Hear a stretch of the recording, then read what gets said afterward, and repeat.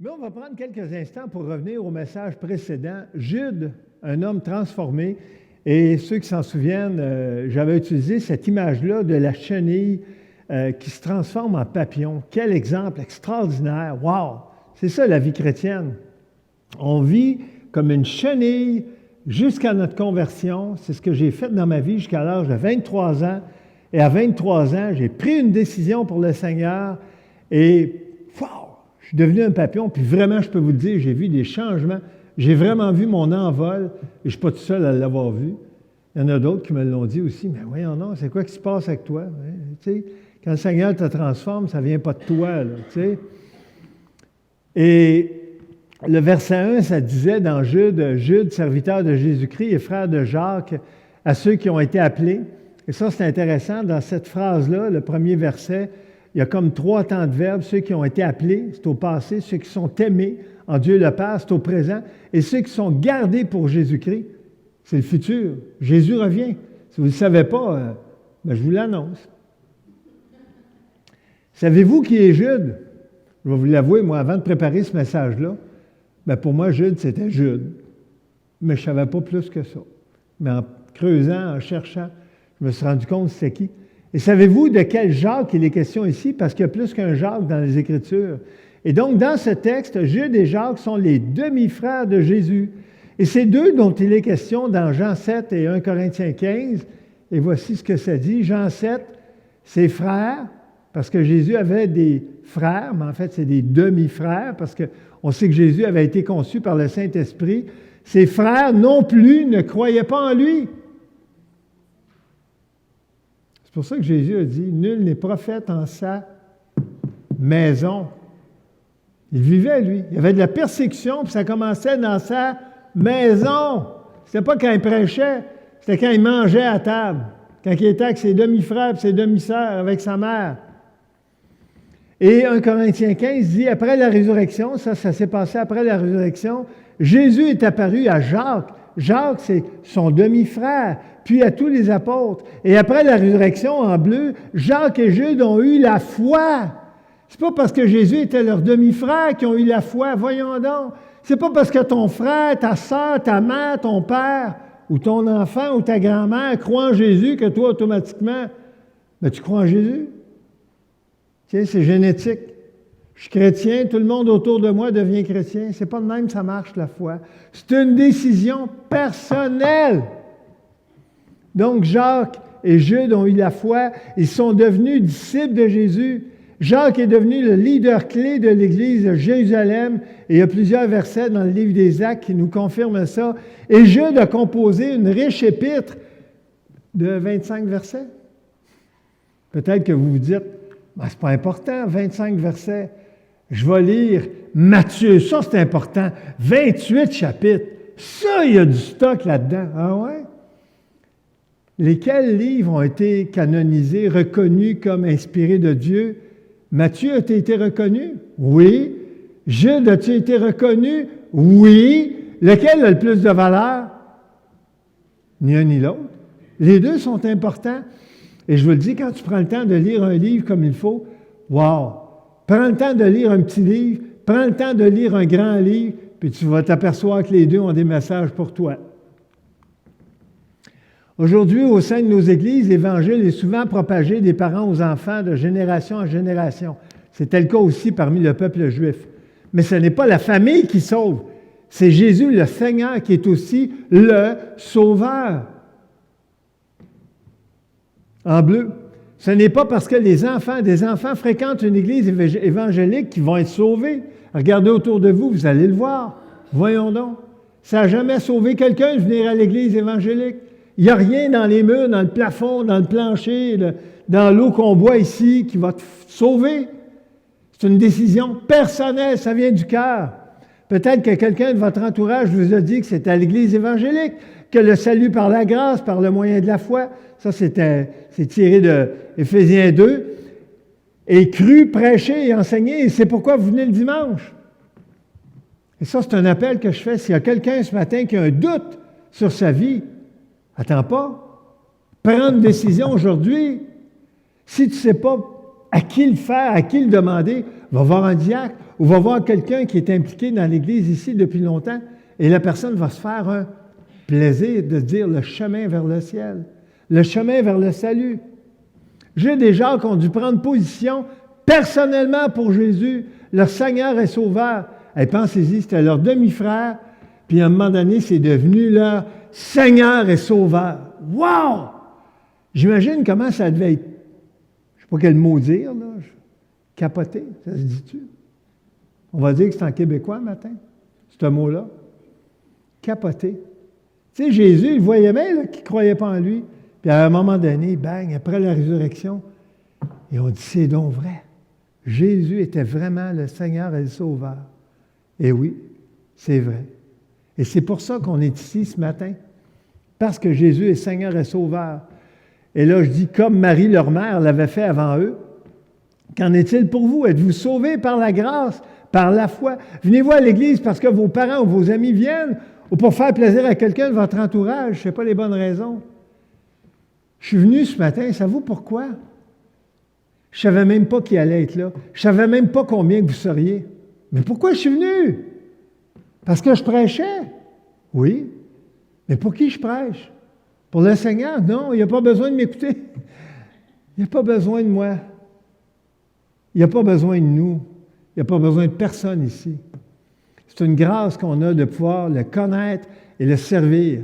Et quel privilège. Et hier, ça a été mentionné combien les gens dans l'Église servaient. Wow! C'était beau à entendre. Il n'y a pas grand monde qui n'ont pas été mentionnés.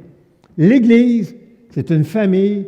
Puis dans une famille, quand tu t'assois, je sais, là, j'ai grandi dans une famille, là, quand tu t'assois et tu veux te faire servir, bien, si ta mère ou ton père sont des bons parents, tu sais qu'est-ce qu'ils vont te dire à un moment donné? Tu sais qu'est-ce qu'ils vont te dire à un moment donné? Lève-toi, puis fais de quoi? Parce que c'est pas vrai qu'on va te servir tout le temps. Et c'est comme ça une Église. Et je ne le dis pas pour que vous vous sentiez mal. C'est comme ça une Église. Quand je suis venu à l'Église la première fois, j'étais dans la région de Montréal, je me suis assis, j'écoutais. Puis à un moment donné, le pasteur m'a dit, Sylvain, parce qu'il me connaissait, tu sais, il savait mon nom. Sylvain, tu voudrais-tu faire ça? J'étais un peu innocent. Je lui ai dit, je ne suis pas capable. Ça a été ma première réponse, je ne suis pas capable. Elle dit, voyons donc. C'est sûr que tu es capable. Il voulait que je passe les offrandes. Peut-être quelqu'un va dire, ben voyons donc, passer les offrandes, il n'y a rien là. Ah ouais? C'est pas pourtant tout le monde qui passe les offrandes.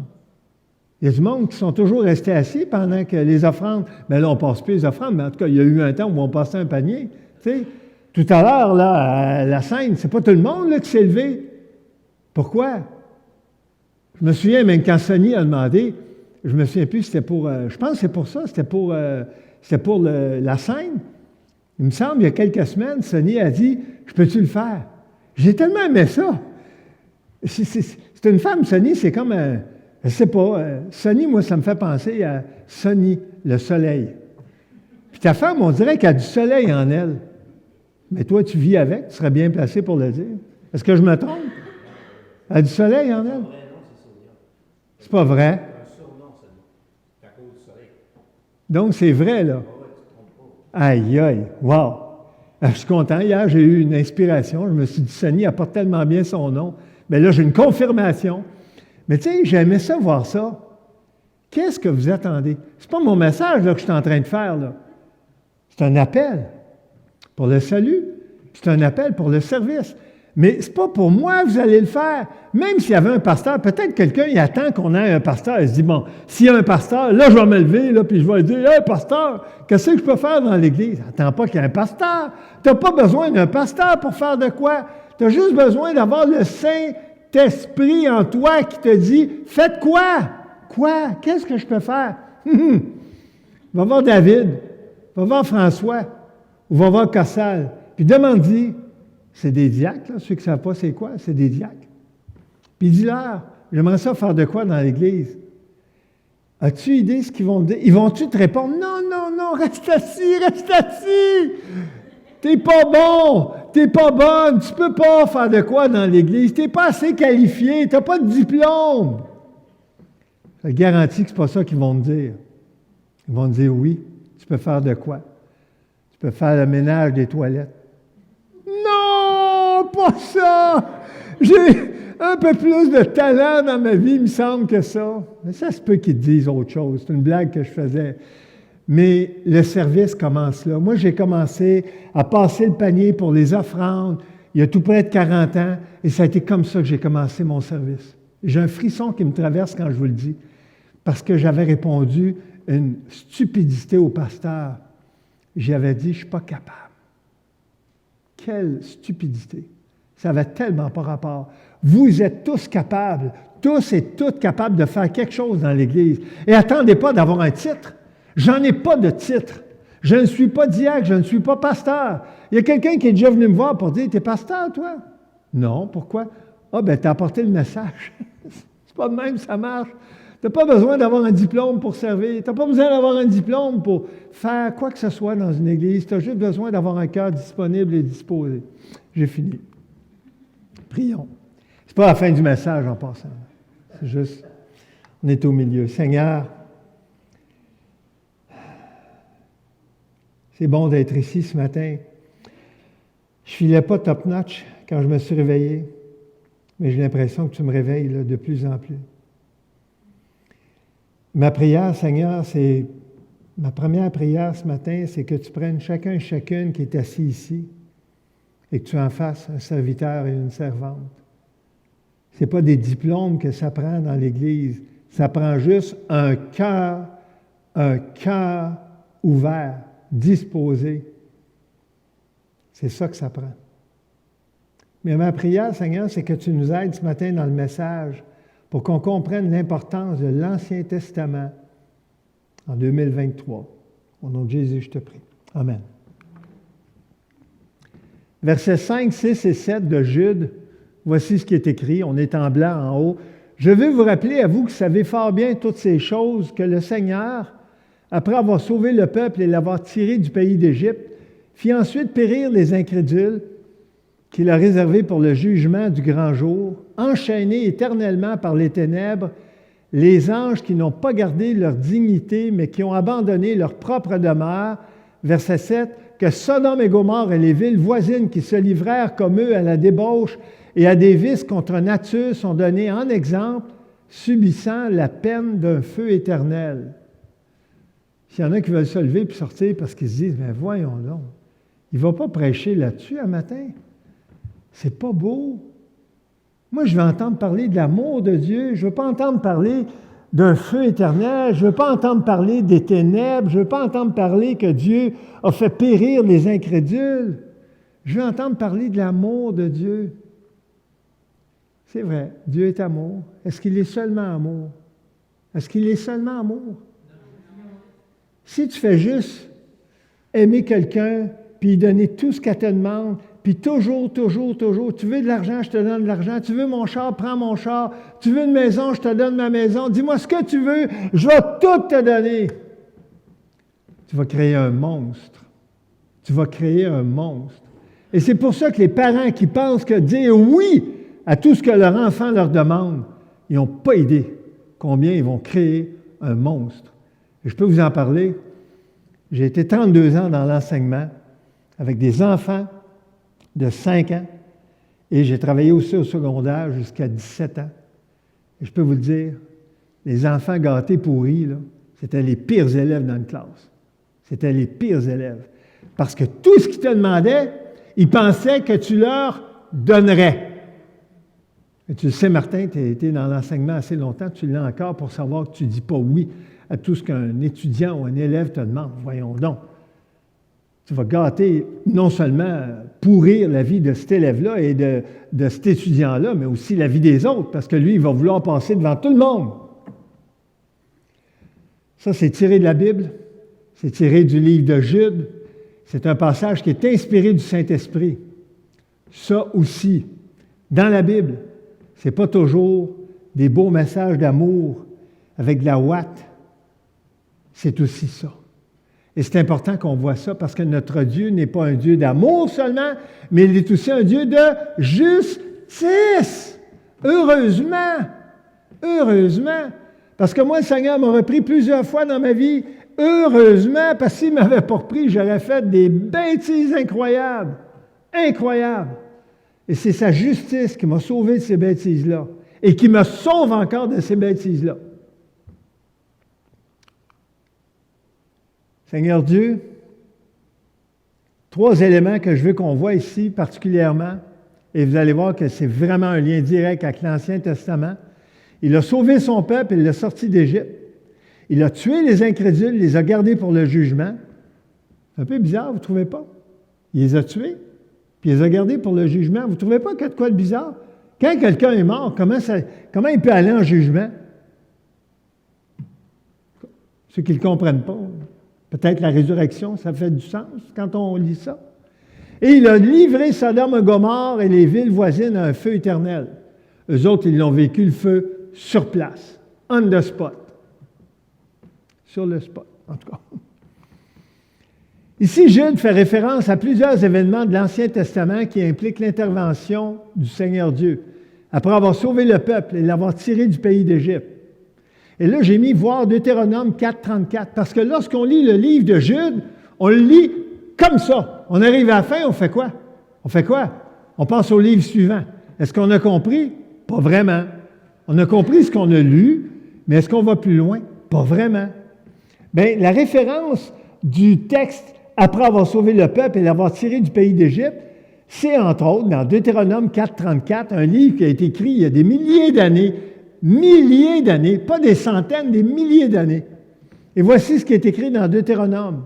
« Fut-il jamais un Dieu qui essaie de venir prendre à lui une nation, c'est-à-dire les Juifs, du milieu d'une nation, les Égyptiens, par des épreuves, des signes, des miracles et des combats, à main forte et à bras étendus et avec des prodiges de terreur, comme l'a fait pour vous l'Éternel, votre Dieu, en Égypte et sous vos yeux. » Ça, c'est le texte dans Deutéronome qui a un lien direct avec la phrase que Jude a écrite à l'époque, après la résurrection de Jésus. Et si vous voulez vraiment creuser, lisez plus que le verset 34. Lisez aussi les versets qui précèdent et lisez aussi les versets qui suivent. Et là, vous allez avoir une compréhension beaucoup plus globale de l'histoire.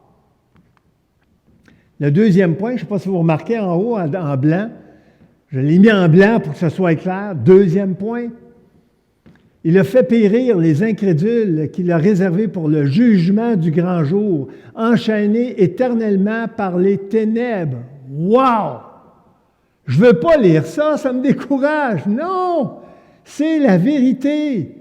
Et ici, on voit un élément important dans la Bible, la résurrection. Même les personnes qui meurent vont ressusciter pour passer un jugement. Fait que s'il y a quelqu'un autour de toi qui ne croit pas à la résurrection, il a le droit. Je pense que je n'y croyais pas. Moi, avant ma conversion, c'était un méchant bon texte là, pour y montrer, regarde, comment tu peux expliquer ce texte-là sans la résurrection? Les Sadducéens, peut-être ça ne vous dit rien, c'était une des gangs de religieux à l'époque de Jésus qui ne croyaient pas en la résurrection. Je pense que ça leur a fait du bien, eux autres, de comprendre ce passage-là. Et ça, c'est tiré de Nombre 14. Nombre, c'est quoi ça? C'est quoi le nombre? C'est des chiffres? Non, c'est un livre de l'Ancien Testament. Il y en a peut-être qui ne savent même pas. Mais moi, j'ai lu ça dans ma vie, plus qu'une fois en plus. Et c'est tiré de Nombre 14, 22, 23 et 29. Alors, tous ceux qui ont vu ma gloire, c'est Dieu qui parle, et les prodiges que j'ai faits en Égypte et dans le désert, tous ceux-là ne verront point le pays que j'ai juré à leur père de leur donner. Tous ceux qui m'ont, c'est Dieu qui parle, tous ceux qui m'ont méprisé. Wow! Tu penses que Dieu, c'est un Dieu loin dans le ciel, qui n'est pas capable de te regarder, qui ne te voit pas. Il ne te voit pas aujourd'hui en ce 19 novembre 2023, excusez-moi, à 10h57. Non, Dieu est trop loin, il ne te voit pas. Il ne me voit pas. C'est ça que tu penses de Dieu? Wow! Ouvre la Bible, médite la Bible, prie, demande-lui de se manifester à toi. Il est présent, il écoute, il voit. C'est ça Dieu, c'est lui Dieu. Je continue. Verset 23 donc. Tous ceux qui m'ont méprisé, à la fin du verset 23, ne le verront point. Verset 29. Wow! Vos cadavres tomberont dans ce désert, vous tous dont on a fait le dénombrement qui avez murmuré contre moi. Vous savez ce que ça veut dire, murmurer? Chialer. Probablement que je suis seul à avoir chialé dans ma vie. Chialer contre un prof, chialer contre une autre personne, chialer contre ma femme. Hein? Regardons, le prédicateur a chialé contre sa femme. Mais oui, ça m'est déjà arrivé. Ça veut-tu dire que je suis un mauvais mari? Non, parce que j'ai demandé pardon après. Ça nous arrive tous de pécher. Vous savez pourquoi le pardon existe? Parce que c'est une solution au péché. Puis j'ai dit, Liette, je te demande pardon. Elle s'appelle Liette, ceux qui ne savaient pas. Donc, deuxième référence que Jude fait en rapport avec Nombre 14. Encore là, je vous encourage à le lire. Mais lisez les versets avant le verset 22, lisez les versets après le verset 29 pour comprendre le contexte de cette histoire-là, pour comprendre pourquoi Jude fait référence à ça des milliers d'années plus tard. C'est ça la vie chrétienne, c'est de comprendre ce que tu lis. Et, gloire à Dieu, tu as une Bible! Peut-être vous allez dire, mais voyons donc, je sais que j'ai une Bible. Oui, mais à l'époque de Jude, y avait-tu une Bible? Y avait-tu une Bible, Jude? Non! Il allait au temple, puis il y avait des manuscrits. C'était super compliqué, mon ami. Il déroulait les manuscrits, puis il lisait les manuscrits. C'était comme ça, la Bible. Aujourd'hui, tu l'as, papier, encre. Non, non. C'est ça, moi, que j'utilise maintenant. J'ai commencé avec ça. Mais là-dedans, j'ai plusieurs Bibles dans plusieurs langues. Et c'est ça que j'aime. Quand j'étudie les Écritures, je lis, puis quand je ne comprends pas, je vais plus loin, je regarde dans une autre traduction. Quand ce n'est pas assez clair, je m'en vais dans une autre langue. Je ne suis pas polyglotte tant que ça, mais en tout cas, j'en parle deux. Éventuellement, peut-être qu'il va y en avoir une troisième qui va se rajouter, mais ça va demander des efforts. Mais je veux vous encourager ce matin. Troisième point, en haut à gauche, ça c'est un événement qui est terrible dans les Écritures. Sodome et Gomorrhe et les villes voisines qui se livrèrent comme eux à la débauche et à des vices contre nature. Ceux qui pensent qu'il n'y avait pas de péché dans l'Ancien Testament, il n'y en avait pas. Voyons donc. Internet n'existait pas, il n'y avait pas de magazine, il n'y avait pas de film. Vous pensez? Lisez l'histoire de Sodome et Gomorrhe dans Genèse 18, écrite, une histoire qui a été écrite quand? Il y a des milliers d'années. Tu vas dire, ça ne se peut pas. Il y avait de l'homosexualité. Ça existait à cette époque-là. Mais oui. Vous savez quoi? Le premier meurtre de la Bible, il est arrivé quand? Il est arrivé quand? Dans Genèse quoi? Caïn. Caïn, là, c'était pas là, le 2 millième humain sur la terre. Caïn, il y avait un frère, puis il y avait deux parents, qui s'appelaient Adam et Ève. Excusez-moi, Adam, parce que là, j'avais Caïn dans la tête. Caïn a tué son frère Abel. Il y avait 4 personnes sur la planète. Et déjà, le meurtre est arrivé. Fait que quand vous voyez un meurtre à la télé, vous regardez les nouvelles, puis là, vous voyez, il y a eu un meurtre. À Jonquière. Ah! Un meurtre à Jonquière, c'est bien terrible. Non! Ça existe depuis la nuit des temps, puis il va en avoir encore. Ça fait partie de la vie. Évidemment, on ne veut pas que ça nous touche. Genèse 18, versets 20 et 19, versets 24-25, voici ce qui est écrit.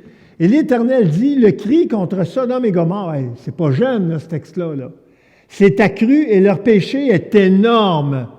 Fait que ceux qui pensent que le péché, c'est aujourd'hui qui est énorme, avant, il n'y avait pas grand-chose, voyons donc. Tu penses? Tu relire Genèse 18. Verset 24, alors l'Éternel fit pleuvoir du ciel sur Sodome et sur Gomorrhe du soufre et du feu. Ah, si tu lis ça, tu vas te dire, ben non, j'aime pas ça, moi je veux un Dieu d'amour. J'ai une de mes tantes, elle a lu ce texte-là. C'est pas une blague, là, elle est rendue décédée depuis longtemps. Quand elle a lu ce texte-là, elle a arrêté de lire la Bible. Mais c'est pas moi qui ai dit de lire ce texte-là. Elle avait une Bible, puis elle a commencé par Genèse. Parce qu'elle se disait, ben, un livre, tu commences par le début, puis tu t'en vas jusqu'à la fin. Quand elle est arrivée dans ce texte-là, elle dit, non. Elle dit, moi, je veux un Dieu d'amour. c'est un Dieu d'amour. Jean 3,16, car Dieu a tant aimé le monde. Tu veux un meilleur texte sur l'amour? Il n'y en a pas de meilleur. Qu'il a donné son Fils Jésus. C'est là qu'on comprend la vraie définition de l'amour, n'est-ce pas? Verset 25, il détruisit ces villes, toute la plaine, et tous les habitants des villes et les plantes de la terre. Wow! Du feu qui tombait du ciel. Il a même dit, non, j'ai un blanc. C'était qui demeurait à Sodome et Gomorrhe? Lot. Il a dit à Lot et à sa femme, tournez-vous pas. Est-ce que vous vous souvenez de ça? Il a dit, tournez-vous pas. Imaginez comment ça devait être terrible. Pour qu'il leur dise, je vous dis, j'ai un frisson là, qui m'habite là, quand je vous dis ça. Imagine que tu dises à quelqu'un, tu es dans la maison chez vous, tu rentres dans une pièce chez vous, puis tu es avec quelqu'un, puis tu lui dis, non, rentre pas dans la chambre. Ça ressemble à ça, tu sais. Parce qu'il y a quelque chose de terrible dans la chambre. Puis la personne rentre pareil. C'est un peu ça qui s'est passé. Mais c'était pire que juste rentrer dans une chambre. C'était le feu qui descendait du ciel et qui consumait 2 villes et les villes voisines. Et ça dit quoi? Les habitants et les plantes de la terre et toute la plaine. C'est Dieu qui a fait ça. Il a fait ça dans sa justice. Et pourtant, il avait dit à Abraham, s'il se trouve 10 justes, 10 justes, je ne vais pas détruire Sodome et Gomorrhe s'il s'en trouve 10 justes. Qu'est-ce qui est arrivé? Il n'y en avait pas 10 justes. Fait que si tu penses qu'aujourd'hui, tu regardes un peu ce qui se passe aux nouvelles, peut-être dans la bande de Gaza, peut-être ce qui se passe en Ukraine, puis tu dis, c'est incroyable ce qui se passe. Il y a eu pire que ça. Il y a eu pire que ça dans Genèse 18. Tu lis le texte et tu vas voir la justice de Dieu être manifestée. Et la justice de Dieu a quelque chose de bon. Moi, je me souviens quand j'étais petit, je n'ai pas été petit longtemps, mais en tout cas, quand j'étais jeune, à un moment donné, dans la classe, il y a quelqu'un qui s'est fait reprendre par le prof, sévèrement. Moi, j'ai vu ça. Savez-vous quel effet ça a eu sur moi quand j'ai vu le prof reprendre l'élève sévèrement? Je me suis dit, oh, je suis peut-être mieux d'être tranquille. Si je ne suis pas tranquille, ça peut être dangereux pour moi que le prof me reprenne sévèrement. Et c'est ça. Quand tu vois la justice de Dieu, quand tu vois que Dieu est capable d'appliquer sa justice, bien là, Dieu n'est plus pour toi seulement le bon Dieu. Peut-être que vous n'avez jamais entendu cette expression-là, je suis peut-être le seul qui l'a entendu, le bon Dieu. Mes parents l'ont déjà dit. Ma grand-mère, parce que je n'ai pas connu mes grands-pères, ma grand-mère l'a déjà dit plusieurs fois, le bon Dieu. Il y avait comme elle, apostrophe, bon, B-O-M, Dieu. Quand tu vois la justice de Dieu, bien normalement, ça devrait te faire de quoi ici au cœur? Ça devrait te dire, watch, toi! Parce que si tu ne fais pas attention, ce que Dieu fait, il peut te le faire. Il peut te le faire. Oui, tu es sauvé par grâce. Mais ce n'est pas parce que tu es sauvé par grâce que tu n'auras pas de conséquences pour les bêtises que tu fais dans ta vie et pour les bêtises que je fais dans ma vie. Parce que Dieu est un Dieu juste, mais un Dieu d'amour. Un Dieu qui pardonne, mais un Dieu juste. Et quand tu regardes toutes les qualités ou toutes les caractéristiques de Dieu, tu t'aperçois, wow, il faut que je fasse attention comment je marche dans ma vie. Il faut que je fasse attention comment... Oh, tiens, le wow, je ne savais pas que ça venait là. Quels exemples de puissante intervention divine. Mais on va revenir au verset 5. Je veux vous rappeler, c'est Jude qui parle, à vous qui savez fort bien toutes ces choses. Pourquoi j'ai souligné, vous qui savez fort bien toutes ces choses? C'est quoi qu'il prend pour acquis, Jude? Il prend pour acquis que les personnes qui lisent sa lettre savent quoi? Ils savent ces histoires-là de l'Ancien Testament. C'est pour ça que je vous l'ai dit tout à l'heure, le titre, c'était le Nouveau Testament en 2023. Si chaque fois que tu lis, tu te contentes de lire le Nouveau Testament, puis là, tu te dis, je vais faire un effort, je vais lire les psaumes, parce que ça fait du bien.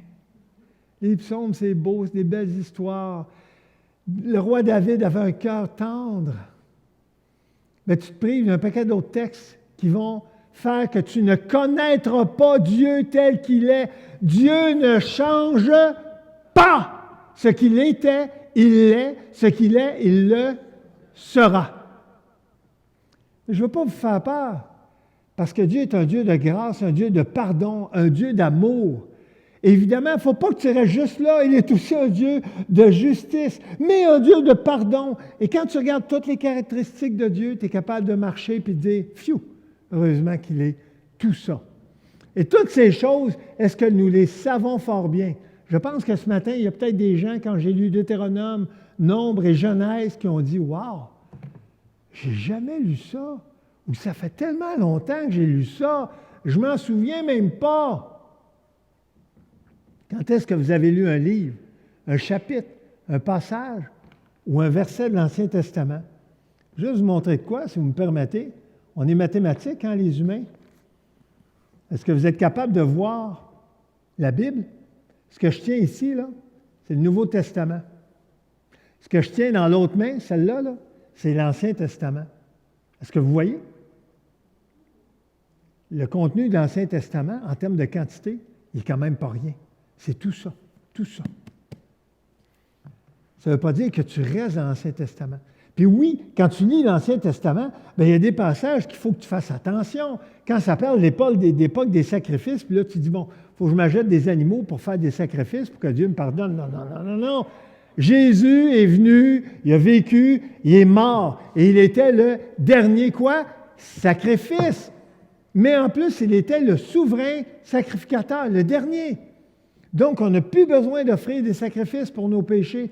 Et on n'a plus besoin d'aller voir un souverain sacrificateur parce que Jésus, qui est dans nos cœurs, à ceux et celles qui ont reçu le Seigneur, il est notre souverain sacrificateur. Là, en rouge, connaissez-vous les livres du Pentateuque? Ça, c'est les 5 premiers livres de l'Ancien Testament. Connaissez-vous les livres historiques? Ça, c'est à partir de Josué. Connaissez-vous les livres poétiques? C'est pas rien, là. Et connaissez-vous les livres prophétiques des petits et des grands prophètes? C'est ça l'Ancien Testament. Il y a du stock. Mais dans ma Bible, là, je vais vous le dire tout de suite, il y a 1297 pages de l'Ancien Testament. Peut-être qu'il y a du monde qui ne lise pas ou pas beaucoup qui vont dire « Jamais je vais lire ça, c'est ben trop! J'ai de la misère à lire 2 pages, ça me déconcentre. » Je vais vous donner l'exemple de ma belle-sœur. Ma belle-sœur n'est pas capable de lire. En tout cas, elle a tellement de misère à lire. Elle est rendue à 22 mots, puis elle perd le fil, puis elle n'est plus là. Elle a trouvé des applications bibliques où la Bible est lue. Et elle écoute ça. Et à travers, elle est capable de passer à travers toute la Bible, l'Ancien et le Nouveau Testament, en écoutant. Elle s'en va dans l'auto, elle écoute. Elle est dans l'autobus, elle écoute. Elle est dans son lit, elle écoute. Si tu n'es pas capable de lire, il y a des solutions. Avez-vous un programme de lecture biblique qui inclut l'Ancien Testament ou lisez-vous au hasard de vos émotions du moment? Il y a quelqu'un qui m'a déjà dit, il n'est pas ici un matin, là. Ça fait longtemps que je ne lis plus l'Ancien Testament. Et c'était quelqu'un qui connaissait le Seigneur depuis très longtemps. Il m'a confessé ça. Évidemment, je n'ai jamais parlé à personne. Et au verset 5, je souligne un autre élément. Je veux vous rappeler à vous qui savez fort bien toutes ces choses en vert. À l'époque où Jude a écrit son épître, il était nécessairement question de l'Ancien Testament, comme on le voit dans les versets suivants. Les écrits du Nouveau Testament n'avaient pas été encore, on va dire, officialisés ou canonisés, le terme plus technique, et ils n'étaient pas encore distribués. Et pourtant, il y a tant de passages de l'Ancien Testament qui sont encore très, très pertinents et valides pour nous aujourd'hui. Voici un passage du Pentateuque, et là, on va juste faire un survol des 5 grandes divisions de l'Ancien Testament. Je vais juste vous montrer à quel point c'est riche. Tu ne te vengeras point, et tu ne garderas... Ça vient de Lévitique 19-18. Et tu ne garderas point de rancune contre les enfants de ton peuple. Tu aimeras ton prochain comme toi-même. Ça vient de quel livre, ça? Lévitique 19. Ça a-tu été écrit hier, ça? Non. Ça a-tu été écrit à l'époque de Jésus? Non. Ça a des milliers d'années. Et dans le Nouveau Testament, c'est même écrit que ça, c'est la loi royale. Peut-être quelqu'un va dire, c'est quoi la loi royale? Mais je peux dire de quoi? Si c'est appelé la loi royale dans le Nouveau Testament, ça doit être important. Réalisiez-vous que ce verset très commun dans le Nouveau Testament provenait d'un texte aussi ancien que le livre du Lévitique, écrit il y a des milliers d'années. Quelle pertinence, quelle cohérence! On retrouve ce verset essentiel plus de 6 fois dans le Nouveau Testament, mais il est tiré de Lévitique 19. Ensuite, dans les livres historiques, un verset que j'ai entendu hors contexte tellement souvent dans ma vie, que ce livre, ça vient de Josué 1, que ce livre de la loi ne s'éloigne point de ta bouche, médite-le jour et nuit pour agir fidèlement selon tout ce qui y est écrit. Wow! Mais c'est ce qui est en bleu qui est important pour nous autres. On veut avoir du succès, on veut avoir on va avoir des réussites dans notre vie. En bleu, car c'est alors que tu auras du succès dans tes entreprises, c'est alors que tu réussiras. Qui ne veut pas avoir de succès dans ses entreprises? Voyons donc. On veut tous avoir du succès, on veut tous réussir.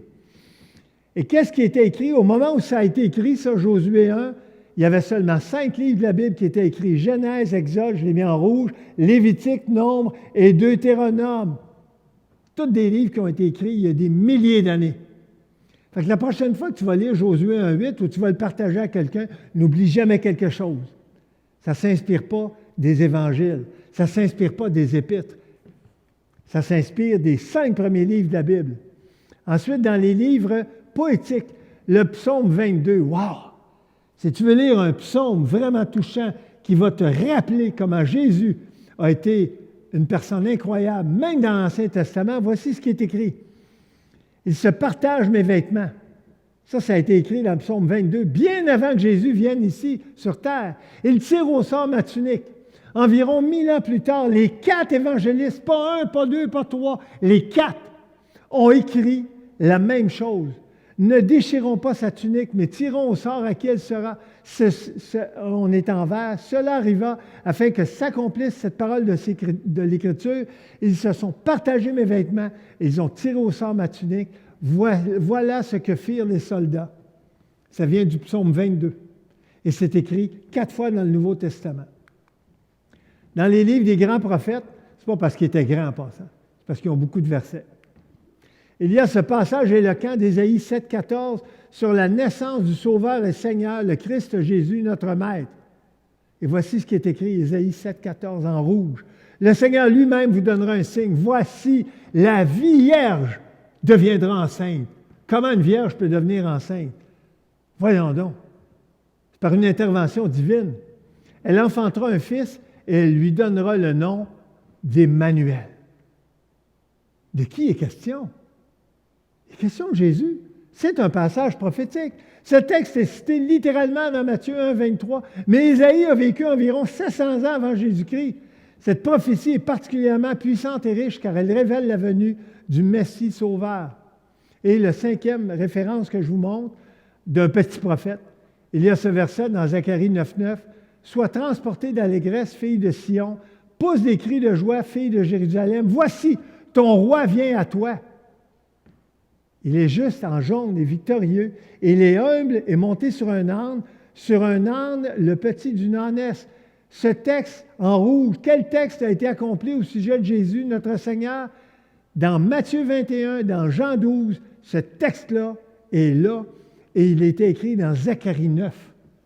Hey, s'il y en a qui ne croient pas aux prophéties, là, je vous en ai juste donné là, quelques-unes un matin. Wow! En bleu, cette prophétie est particulièrement riche, ça je vous l'ai lu. La discipline quotidienne du chrétien et de la chrétienne. La lecture à droite et la méditation biblique incluent qu'est-ce que j'ai écrit? Qu'est-ce que j'ai écrit? Toutes les Écritures. Si tu fais juste lire l'Évangile de Jean, de temps en temps un psaume, ou tu ouvres la Bible, puis tu lis là, tu lis là, tu lis là, ce n'est pas la meilleure façon de connaître la volonté de Dieu et de connaître les Écritures. Matthieu 4,4 dit ceci. En passant, Matthieu 4,4, juste vous le dire, c'est une petite parenthèse. J'ai donné une Bible une fois à quelqu'un qui m'était très précieux et j'avais écrit un verset ici, première page de la Bible. Et j'avais écrit quel verset? Matthieu 4,4. Et cette personne-là, 6 mois plus tard, est venue au Seigneur. Et vous savez quoi? Ça fait 36 ans et demi que cette personne-là est au Seigneur. J'avais juste écrit un verset, j'ai donné une Bible, elle m'a quasiment donné un char de bêtises. Il est écrit dans Matthieu 4,4, « L'homme ne vivra pas de pain seulement, mais de toute parole qui sort de la bouche de Dieu. » Seigneur, merci pour ce passage ce matin qui nous rappelle à quel point tu es grand, puissant, et que ta parole, elle est incroyable. Elle nous fait du bien, elle nous nourrit, elle nous instruit, elle nous rappelle à quel point, Seigneur, ta volonté est riche, tes prophéties sont extraordinaires, tu es un Dieu d'amour, mais aussi un Dieu de justice. Seigneur, viens nous visiter, on a tous besoin de toi. C'est dans le nom de Jésus que je te prie. Amen.